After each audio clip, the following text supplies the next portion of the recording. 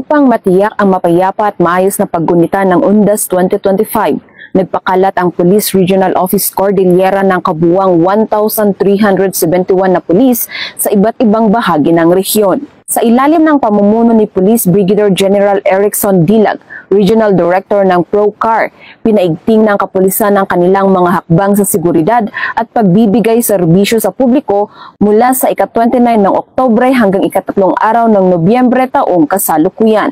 Ang mga pulis ay itinalaga sa mga sementeryo, memorial park, simbahan, terminal at iba pang mataong lugar upang magsagawa ng patrols, police visibility at magbigay ng agarang tulong sa publiko. Bilang karagdagang hakbang, mayroon ding 197 Police Assistance Desk na itinatag sa mga pangunahing lokasyon tulad ng sementeryo, bus terminal, mall at mga puok pasyalan upang magsilbing information at help center para sa mga bumibisita. Itinalaga rin ang mga kapulisan sa mga pangunahing kalsada at highway upang tumulong sa pamamahala ng trapiko at checkpoints operations, habang nakaantabay naman ang quick response teams at reactionary standby support forces para sa anumang emerhensiya. Bilang bahagi ng pinag-ibayang security plan, katuwang ng ProCar ang 693 na tauhan mula sa Armed Forces of the Philippines, Bureau of Fire Protection, gayon din ang 800 voluntaryo mula sa iba't ibang organisasyon ng komunidad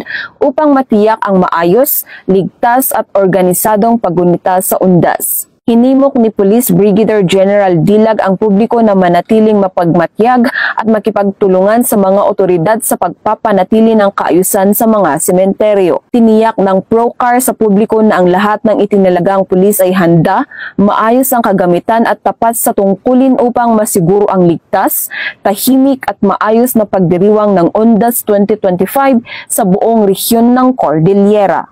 Mula dito sa rehiyon ng Cordillera, ako ang iyong PNN Correspondent, Patrolwoman Jomalyn Kakanindin, alagad ng batas, tagataguyod ng Balitang Pulis.